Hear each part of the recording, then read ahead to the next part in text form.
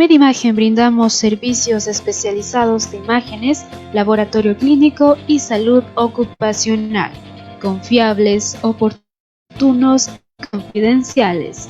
Contribuimos a la definición del diagnóstico clínico y aportamos al mejoramiento de la calidad de vida de la comunidad. Contamos con modernas instalaciones, equipos de alta gama y personal médico especializado. La mejor atención a su servicio con precios razonables. Tu bienestar es nuestra prioridad. Visítanos en la avenida Paseo de los Cañaris entre Pumapungo y Pachacamac y en nuestra sucursal en la Clínica España.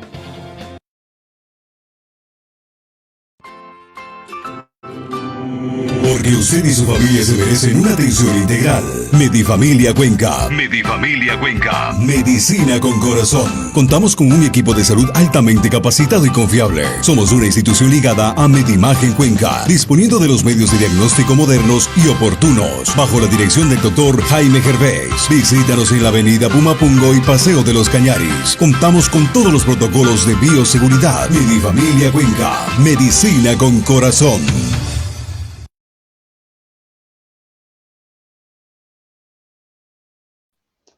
Bienvenidos, bienvenidas, buenas tardes a todos. Estamos iniciando una emisión más de Medisalud este jueves 18 de marzo. Estamos ya a partir de las 5 de la tarde, pues iniciando este programa que ya les habíamos comentado el tema a través de nuestras redes sociales.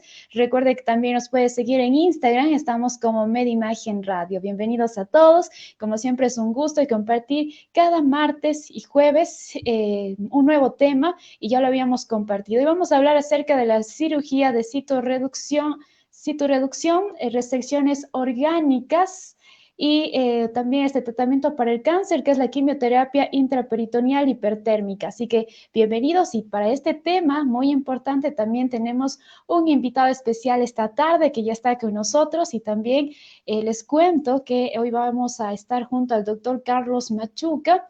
Nuestro invitado es cirujano oncólogo, médico cirujano y subespecialista en cirugía oncológica. Lo puede visitar también en el Hospital del Río, aquí en nuestra ciudad de Cuenca, en su consultorio 322. Así que hoy vamos a estar hablando sobre este tema interesante. Tal vez usted lo ha escuchado en algún momento, tal vez se lo han comentado, pero no sabemos a veces el fondo y el trasfondo de ciertos temas. Así que para eso también está Medisalud, para compartir con ustedes todos los conocimientos de nuestros especialistas y nuestros queridos invitados. Así que sin más preámbulos, también le vamos a dar la bienvenida esta tarde en Medisalud al doctor Carlos Machuca para hablar acerca de este tema muy importante que les habíamos comentado, y también hemos tenido algunas preguntas ya a través de redes sociales. Así que le damos la bienvenida y agradecemos también por estar con nosotros esta tarde. Hola Carla, ¿cómo está? Buenas tardes. Un saludo afectuoso a todos nuestros amigos y amigas que nos están escuchando en este momento. Así es, gracias también a todos quienes siempre están pendientes, comparten nuestros videos y nos dejan sus preguntas. Les recuerdo, si es que tienen dudas o preguntas, nos pueden dejar en los comentarios en este momento y nosotros estaremos procediendo a responder y pues a compartir también estas respuestas a través de esta emisión. Así que, bueno, nuestro tema del día: cirugía de citorreducción, resecciones orgánicas más CIPEG. Bueno, es importante, creo que iniciar desde el principio, ¿no? Y quisiera pues queremos conocer todos de qué se trata esta cirugía de citorreducción. Claro que sí, Carla. Bueno, esta cirugía consiste en un tipo de cirugía de máxima invasión para tratar el cáncer abdominal avanzado. Es decir, es un tipo de cirugía que no es nueva a nivel mundial. De hecho, en los Estados Unidos la practican desde el año de 1990 aproximadamente. Posteriormente se instauró en Europa y posteriormente se ha venido practicando en algunos países de América Latina, como es México, Brasil, Colombia. Sí, y nosotros somos, me parece que el cuarto o quinto país en el que ya estamos realizando estas intervenciones quirúrgicas. Los procedimientos de citorreducción no es algo nuevo para el cirujano oncólogo. La citorreducción no significa nada más que quitar todo el tumor del paciente. Es decir, cuando vamos a hacer una laparotomía, es decir, una cirugía de abdomen para los pacientes con cáncer, la citorreducción consiste en llegar a la máxima resección tumoral. Partimos de que pacientes, por ejemplo, especialmente con cáncer de ovario, cáncer de colon, la vía de diseminación es a través del peritoneo, que es la membrana que cubre al abdomen en su interior. Entonces, del tumor principal, que puede estar localizado tanto en el ovario, en el colon, en el estómago, puede darnos siembras a distintas partes de la cavidad abdominal. Siembras ya sea peritoneales o también hacia otros órganos, intestino, vaso, páncreas, útero, etcétera, ¿no? Entonces, esta cirugía de citorreducción mediante peritonectomías es realizar una resección de todo el peritoneo, que es la membrana que cubre por dentro el abdomen, y resecciones orgánicas para quitar órganos que estén afectados por el tumor. Entonces, de esta manera, como podemos ver, son cirugías sumamente grandes en las que damos nuestro máximo esfuerzo quirúrgico, pero es con el fin de dejar al paciente sin tumor. Ahora, esto de aquí no se hubiese logrado o no serviría de nada que realicemos este esfuerzo quirúrgico si no tenemos a mano un tratamiento como es el HIPEC, que es la quimioterapia intraperitoneal hipertérmica, que es la segunda parte del tratamiento en este tipo de procedimientos, ¿no? Es decir, la primera parte es quitar todo el tumor mediante cirugía, haciendo peritonectomías y resecciones orgánicas, y la segunda parte es con el paciente con el estómago abierto, mediante una máquina especial, como podemos ver los que nos están acompañando ahora a través de una pantalla, a través de una máquina especial que es precisamente es como si fuera una bomba de circulación extracorpórea. Ahí mediante esta máquina se administra quimioterapia al paciente al sitio donde que tiene que actuar, es decir, en el abdomen del paciente, ¿no? Entonces se está recirculando mediante el líquido la quimioterapia, actuando con un factor adicional que es la hipertermia, que confiere una mayor, o sea, cuando utilizamos hipertermia, es decir, la temperatura normal del cuerpo humano es de 37 grados centígrados. Cuando utilizamos una hipertermia moderada en esta solución de quimioterapia, la llevamos a unos 42 o 42 grados centígrados aproximadamente, va a aumentar la penetrancia de la quimioterapia dentro del abdomen, ¿no?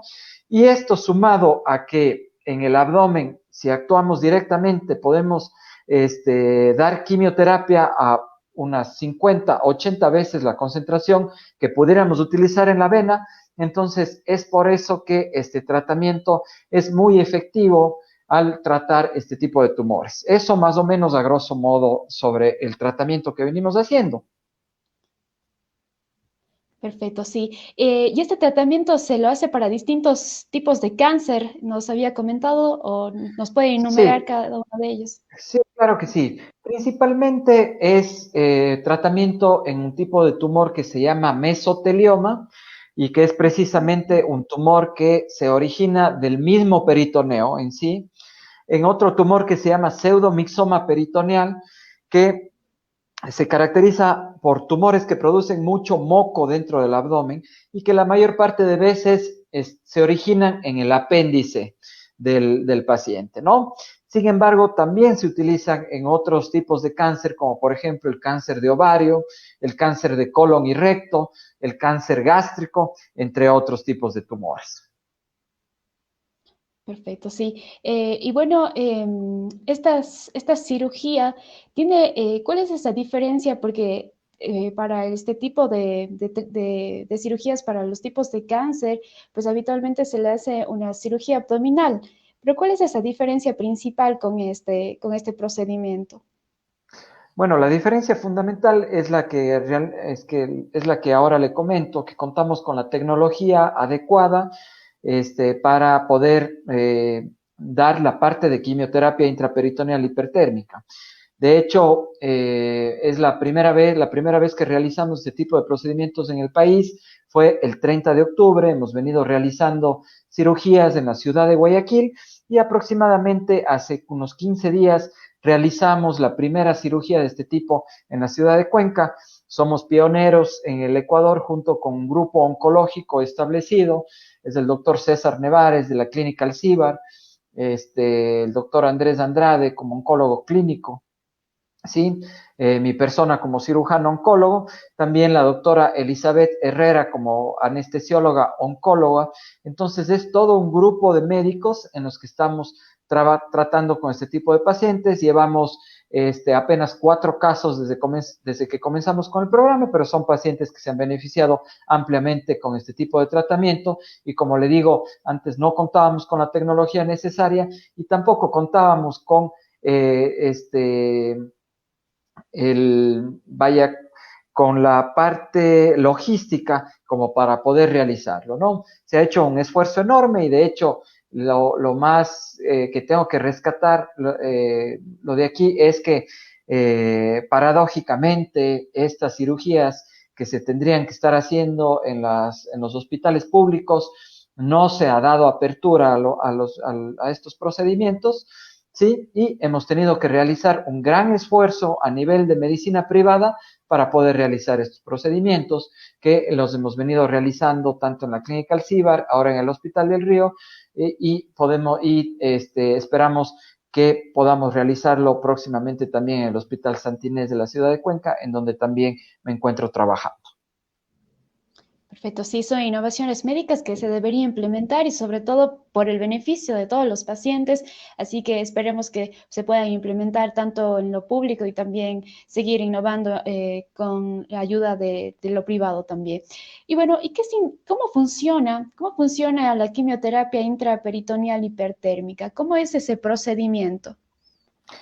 Claro, es lo que le comentaba, la quimioterapia intraperitoneal hipertérmica en sí, consta de una máquina en la que podemos nosotros depositar la quimioterapia en una solución de aproximadamente que puede ir entre unos 3 hasta 7 litros de solución y por medio de unas tuberías nosotros conectamos al abdomen del paciente. Van a ir unas 2 tuberías de entrada y 2 tuberías de salida y toda esa solución va a estar recirculando todo el tiempo en el abdomen del paciente y esta máquina lo que hace también es controlar la temperatura de esta solución, porque nosotros lo que queremos lograr es que todo el tiempo se esté pasando una solución a 42 grados centígrados, que es lo que está probado que funciona para este tipo de pacientes. Y como le digo, la primera parte es hacer todo el esfuerzo para dejar al paciente sin absolutamente nada de tumor visible, y la segunda parte es que en estos sitios donde que pueden llegar a quedarse células cancerígenas que ya no son visibles al ojo humano, la quimioterapia va y actúa para matar estas células. Perfecto. Tal vez hay algunas tasas de medidas de supervivencia o de mortalidad en la aplicación de esta técnica. Claro que sí. Antes se hablaba con este tipo de procedimientos en una morbilidad, es decir, un alto índice de complicaciones mayores de hasta un 50%. Ahora, gracias a que existimos cirujanos formados en este tipo de procedimientos, las tasas de complicaciones en este tipo de cirugías han bajado hasta un 10%. Por ser cirugías altamente invasivas, también son altamente complicables, sin embargo, se ha logrado reducir la tasa de complicaciones. La mortalidad general en este tipo de procedimientos es de alrededor del 2%, ¿sí? Porque por lo mismo que se puede realizar, mejor dicho, que se debe realizar grandes resecciones para dejar sin tumor al paciente, pueden también haber complicaciones y por consiguiente muerte en 2 de cada 100 pacientes aproximadamente, ¿sí? Ahora, lo que los oncólogos hablamos en términos de sobrevida, se ha visto que, por ejemplo, sí se logra mejorar la supervivencia en términos de que, por ejemplo, estos pacientes son son considerados en estadio clínico avanzado. En ciertos tipos de cánceres, estos pacientes pueden solamente, si los vemos a 5 años, de 100 pacientes que estaban diagnosticados de este tipo de cáncer abdominal avanzado, menos del 10 o incluso del 5% estaban vivos a los 5 años. Con estos procedimientos que nosotros realizamos, hemos logrado subir estas tasas de supervivencia hasta alrededor del 40 a 50% de pacientes que pueden estar vivos a los 5 años. Entonces, es multiplicar por 10 la supervivencia de los pacientes. Sí, esa es una buena opción de tratamiento. ¿Y cuáles serían esas complicaciones de los que usted mencionaba hace un momento en la cirugía? Bueno, principalmente principalmente lo que manipulamos es intestino en este tipo de cirugías. La principal complicación, la más común y de las menos graves que puede haber, es algo que se llama ilio posoperatorio. El ilio posoperatorio no es más que una parálisis del intestino, o el intestino se tarda mucho más en funcionar. Es por eso que estos pacientes a veces, o en la mayoría de ocasiones, se comienzan a alimentar tardíamente en el posoperatorio, cuando ya se logra romper este ilio, y es por los efectos propios de la quimioterapia y de la hipertermia, ¿no? Ese es de las complicaciones más frecuentes. Yo diría que la complicación más frecuente es esa. También podemos tener las complicaciones normales para el resto de cirugías, como son, por ejemplo, abscesos, infecciones, colecciones intraabdominales, etcétera. También podemos tener, cuando hacemos nuevas uniones del intestino, podemos tener dehiscencias, es decir, que estas nuevas uniones se puedan zafar, provocando una peritonitis. Esa es la más grave de las complicaciones, diría yo, que puede existir, ya sea en las cirugías normales, no se diga en este tipo de procedimientos, y también podemos tener complicaciones propias de la quimioterapia y de la hipertermia, porque como sabemos que es como cuando estamos con fiebre, no comienza a funcionar nuestro organismo bien. No se diga, le sometemos a un paciente a temperaturas de 42 grados centígrados, es la máxima temperatura segura, pero si nos pasamos de eso, puede haber coagulación de proteínas, alteraciones cardíacas, alteraciones renales, etcétera, e incluso provocar la muerte del paciente, ¿no? Por eso tiene que ser hecho esto en manos de expertos y bien protocolizados los tratamientos. Así es, por eso también usted mencionaba pues ese equipo multidisciplinario que conlleva toda esta cirugía también. Y hablando del preoperatorio, ¿qué exámenes se necesitan para iniciar esa cirugía? Claro, indudablemente la mayor parte de pacientes que pueden acceder a un examen que se llama PET-CT. El examen de PET-CT es una tomografía por emisión de positrones que combina la tomografía con la parte metabólica mediante un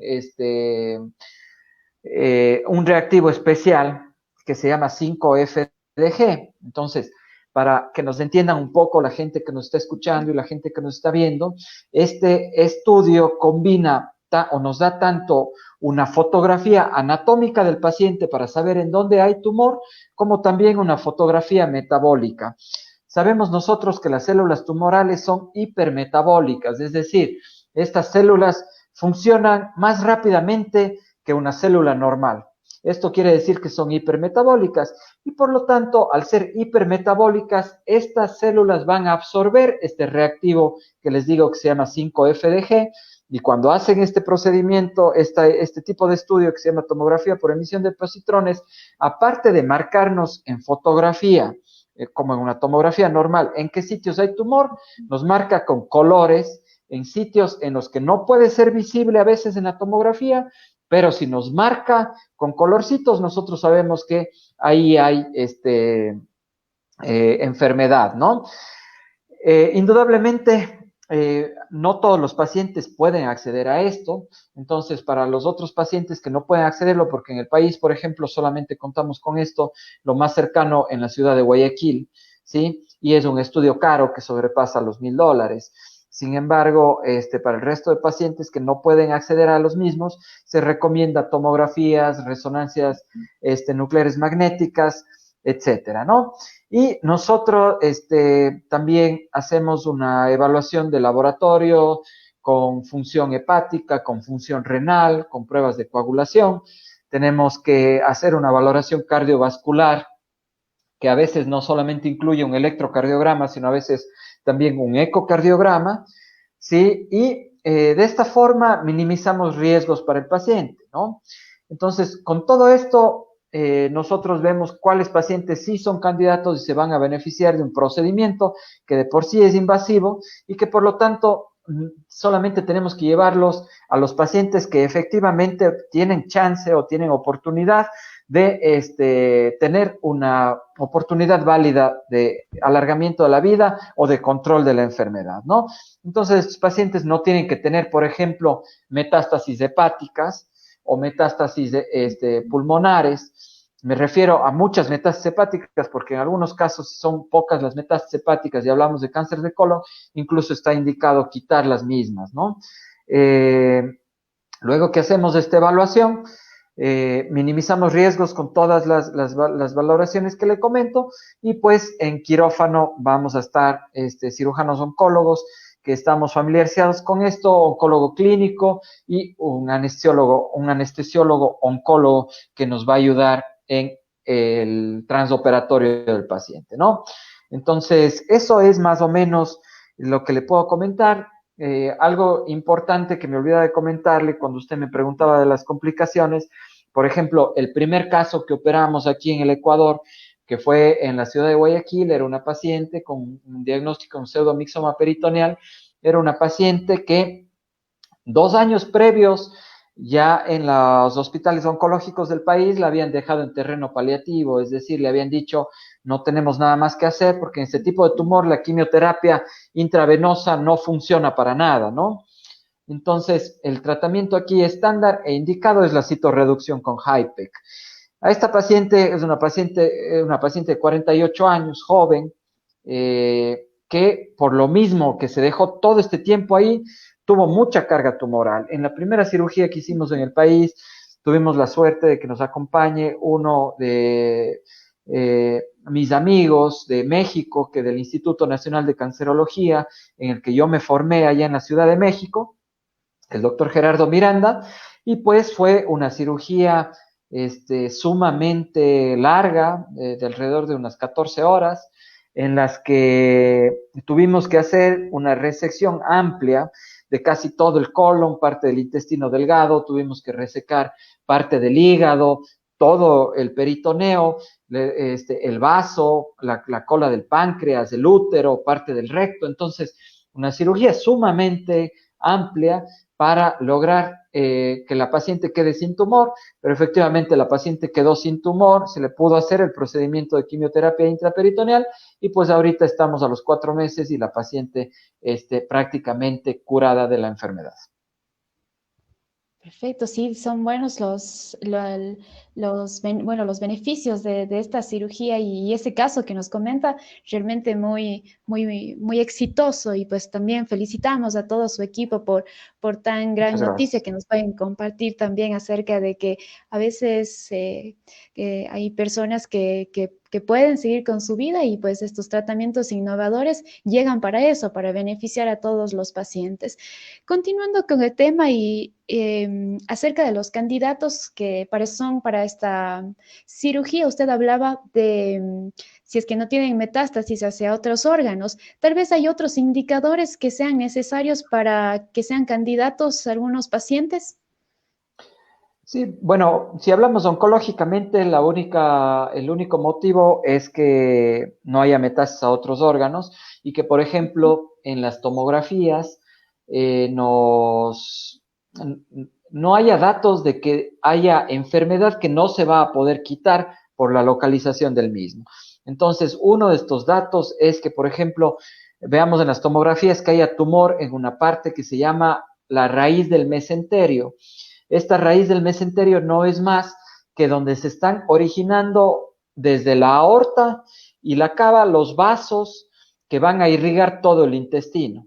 Entonces, si hay enfermedad ahí, no vamos a poder quitar porque en ese sitio podríamos lesionar a los vasos y dejar sin irrigación a todo el intestino y con la consiguiente consecuencia de que se muere el intestino. Entonces, hay ciertos de estos sitios, como la raíz del mesenterio, otros sitios del ligamento gastrohepático, etcétera, que cuando hay enfermedad ahí, muchas de las veces nos dice que no vamos a tener éxito en la citorreducción y estos pacientes no son candidatos. Eso por la parte oncológica. Sin embargo, en la parte ya de los propios pacientes, tienen que ser pacientes que tengan principalmente un buen estado funcional, que no tengan muchas comorbilidades de otro tipo, ¿sí?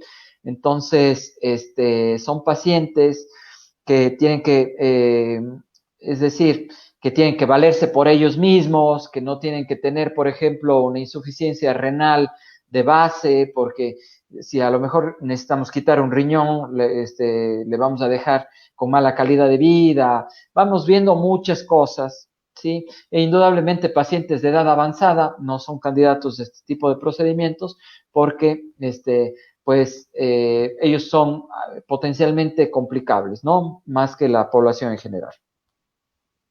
Perfecto. Y bueno, después de la cirugía, con este tratamiento, y el paciente, luego de todo este procedimiento, luego de eso, va a necesitar tratamiento complementario, tal vez. Sí, claro, eso ya depende del reporte de patología definitivo, Ujú. cuando nos informan que luego de que hacemos todas las resecciones nosotros, eso va al patólogo y el patólogo nos informa, efectivamente hubo enfermedad acá, acá, etcétera, ¿no? La mayor parte de veces, por ejemplo, en pseudomixoma peritoneal no se necesita nada más que este tratamiento. En otras ocasiones, por ejemplo, cáncer de colon, cáncer de ovario, lo que se hace es continuar con unos ciclos de quimioterapia intravenosa para consolidar el tratamiento, ¿no? Pero, sin embargo, esto es únicamente para consolidar si se quedaron células tumorales circulantes, ¿sí? Porque ya todo el tumor se logró eliminar con la cirugía y con el procedimiento de quimioterapia intraperitoneal. Perfecto. ¿Y cómo se da la evolución del paciente después de la cirugía? Bueno, son evoluciones posoperatorias prolongadas, sí, son más prolongadas que el resto de pacientes porque, como le vuelvo a insistir en esto, son procedimientos altamente invasivos, no es como una cirugía Ujú. normal, no es como cuando Claro. yo nada más voy a quitar, por ejemplo, a quitar una vesícula y el paciente se puede ir al siguiente día, todo perfecto. Aquí va a depender de la amplitud del procedimiento que hayamos hecho. Sin embargo, las estancias hospitalarias a nivel mundial, podemos tener entre aproximadamente 10 y 30 días aproximadamente de estancias hospitalarias, dependiendo de cómo, de qué nomás le hayamos hecho al paciente, ¿no? Sin embargo, en los pacientes que hemos operado aquí, en el Ecuador, afortunadamente, han tenido estancias, bueno, la máxima estancia que tuvimos fue de 17 días con la paciente que le comenté hace un momento. El último paciente que operamos aquí en la ciudad de Cuenca estuvo 10 días hospitalizado, le dimos de alta a los 10 días. Entonces, más o menos esa ha sido la dinámica de nuestros pacientes. Claro, y luego de esa recuperación, el paciente ya puede llevar su estilo de vida normal, todas sus actividades, o también, bueno, que me parece que podrían darse recomendaciones en alimentación, recomendaciones en ejercicio. Sí, siempre, todo, no únicamente para este tipo de procedimientos, pero el paciente Ujú. oncológico es muy especial, ¿no? El paciente oncológico, debe ser manejado por especialistas en cáncer, eso sí debo insistirlo, debe ser manejado, por oncólogos, ya sea quirúrgicos, oncólogos clínicos, etcétera. Eh, Siempre se da recomendaciones especiales en cuanto a la alimentación, especialmente hay a veces que a los pacientes no los podemos reconectar el intestino y eso dejamos para un segundo tiempo y tenemos que dejar abocadas, por ejemplo, colostomías o ileostomías, que son dejar abocado parte del intestino hacia la pared abdominal para que se reúna ahí el material intestinal en una bolsa, ¿no? Entonces, en esos pacientes tenemos que tener bastante cuidado la nutrición, la hidratación, decirles qué alimentos pueden, qué alimentos no pueden. Sin embargo, eso ya se adecua a cada paciente. Y obviamente, después que haya una recuperación completa quirúrgica, pues siempre recomendamos mantener un estado de vida saludable, ejercicio al menos una media hora al día, eliminar hábitos nocivos, etcétera, ¿no? Perfecto. Y luego de la cirugía y bueno, de la alta del paciente, ¿podría haber un caso hipotético de complicaciones? Sí, todavía puede haber, siempre.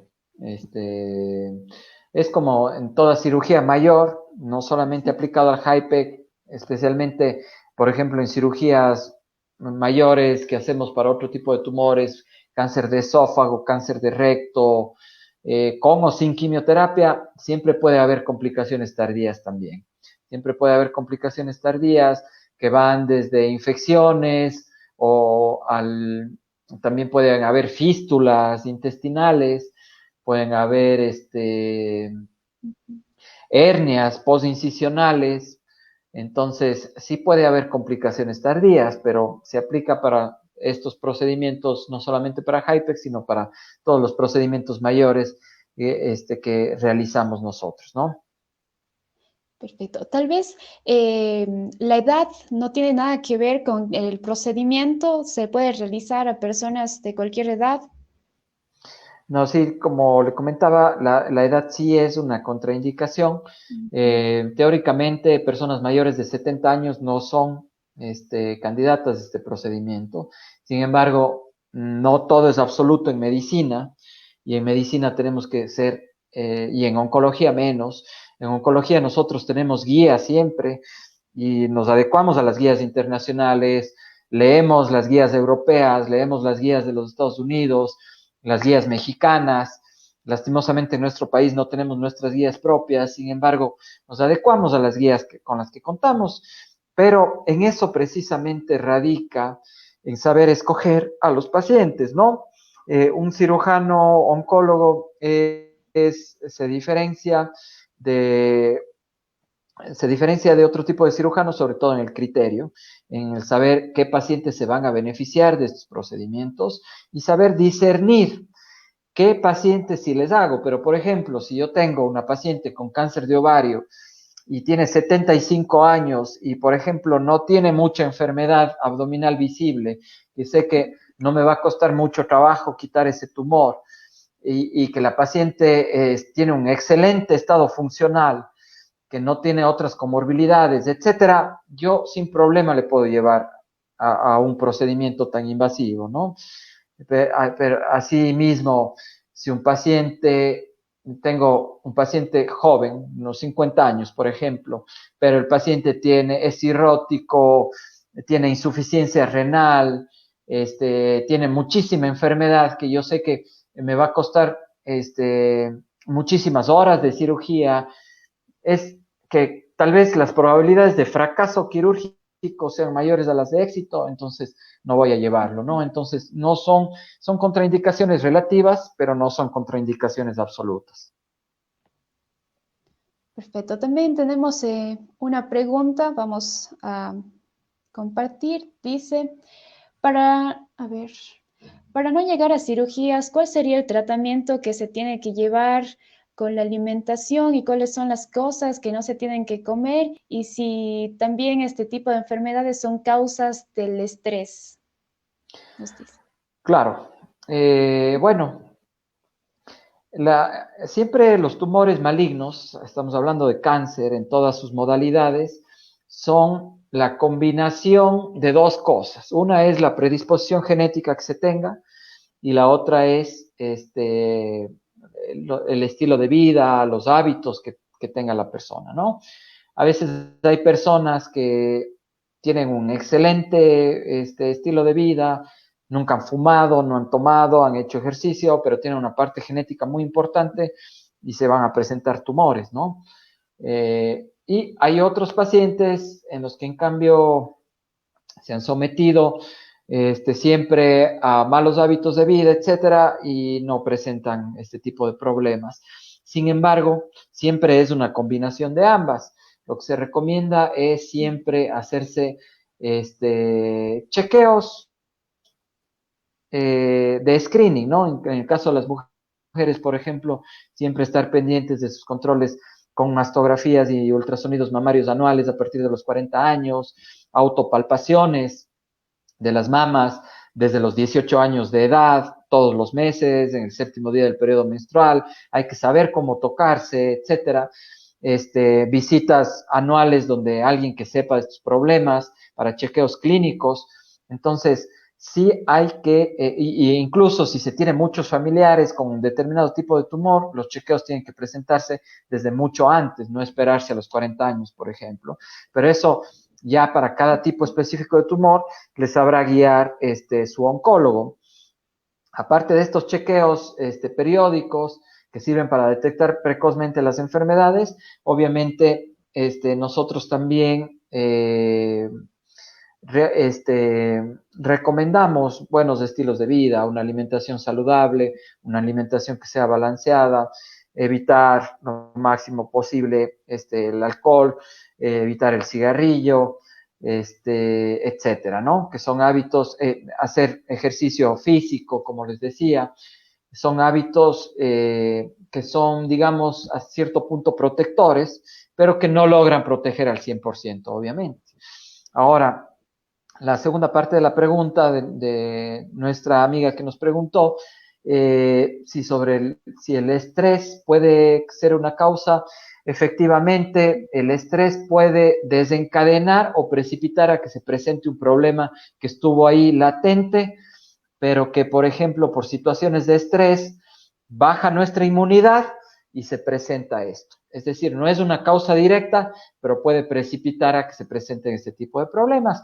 Y de hecho hemos visto que los índices y las tasas de incidencia, los distintos tipos de tumores en la actualidad han subido y en gran parte se debe a nuestra vida agitada, a nuestra vida con estrés, de malos hábitos, de comer a deshoras, de comer mucha comida chatarra, etcétera. Entonces, mientras más se aleje de lo natural,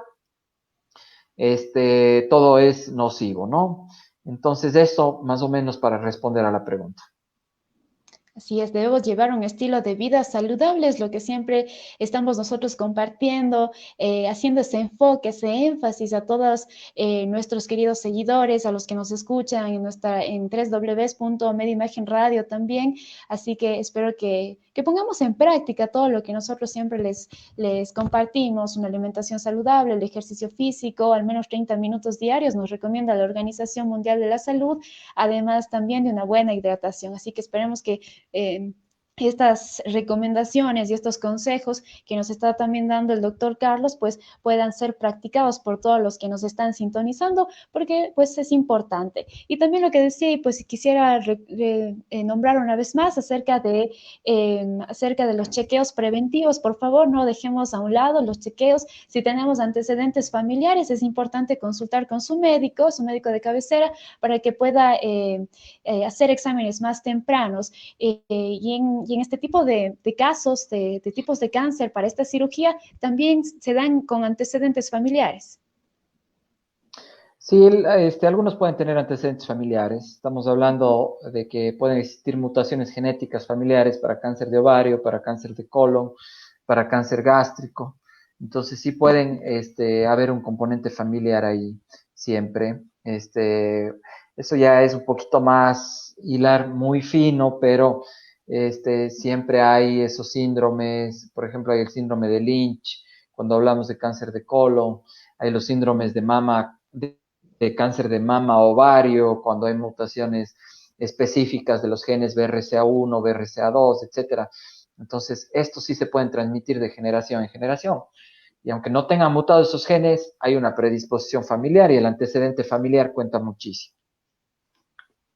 Así es, así que bueno, hoy hemos hablado acerca de la cirugía de citorreducción. Tal vez algún punto que se nos fue por ahí acerca de este tema. Sí, es importante recalcar que a nuestros amigos que siempre se haga una valoración oportuna, ¿sí? Para detectar siempre las cosas a tiempo. Este tipo de procedimientos invasivos son para cáncer ya avanzado. Sin embargo, es una nueva alternativa de tratamiento en nuestro medio. Me enorgullece en decirlo que somos pioneros como grupo oncológico en el Ecuador en realizar este tipo de procedimientos. Antes no se había hecho. Ya contamos con la tecnología necesaria, contamos con la formación necesaria. Hemos realizado ya, el primer paso es eso precisamente, realizar el primer procedimiento y luego venirlos haciendo. Y pues eso siempre consultar con un especialista en cáncer, que en este caso les sabrá guiar hacia qué es lo que tienen que hacer en el caso específico de cada paciente y de cada persona.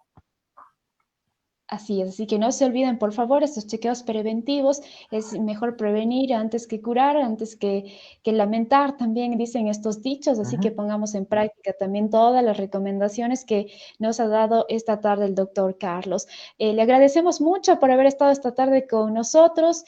También felicitamos a usted y a su equipo por estas innovaciones médicas, estas cirugías que sin duda se muestran con estos avances, y también para las personas que lo necesitan, y sobre todo pues avanzando en cuanto a la tecnología médica. Tal vez nos puede compartir algunas conclusiones del tema o recomendaciones. Muchas gracias, Carlita, por sus felicitaciones, y pues las conclusiones del tema es que siempre que haya ya un tratamiento disponible en el Ecuador es tratar de difundir estas cosas, ¿sí? Porque muchas de las veces estos pacientes, como yo le digo, yo también trabajé un poco en la parte pública y toda la cosa, como se ven estos pacientes y lo que se hace es dejarlos en tratamiento paliativo. Entonces es tratar de difundir este nuevo tipo de tratamiento para que los pacientes al menos puedan acceder a una valoración oportuna y al menos puedan saber si es que son candidatos a que se haga algo más o no, porque son realmente oportunidades que les podemos dar a nuestros pacientes, ¿no? Y lo otro es que estén siempre pendientes. Ya sabemos que está indicado en mujeres sus Papa Nicolau, sus controles de periódicos de las mamas, en hombres la cuestión de la próstata, la cuestión del colon se ha venido incrementando, cáncer de colon se ha venido incrementando últimamente, entonces recomiendo a partir de los 50 años al menos una colonoscopía de base en todas las personas. Y así, si nos vamos ya a factores de riesgo específicos, vamos a ver que muchos pacientes se pueden beneficiar de hacerse chequeos periódicos para detectar cosas oportunamente y que los tratamientos también sean lo menos invasivos posibles, ¿no? Eso sería, por una parte, en lo que querría resumir. Muchísimas gracias. También si nos puede compartir sus contactos o en dónde lo podemos visitar también. Claro que sí. Bueno, yo me encuentro trabajando ahora en el Hospital Universitario del Río. El consultorio es el consultorio 322. El número de teléfono es el 245-9553 con la extensión 2301. 245-9553 con la extensión 2301. Y también estoy en el consultorio 207 del Hospital Santa Inés en la Torre 1. El teléfono de contacto de allá es el 283-1461. 283-1461 o directamente a mi número celular.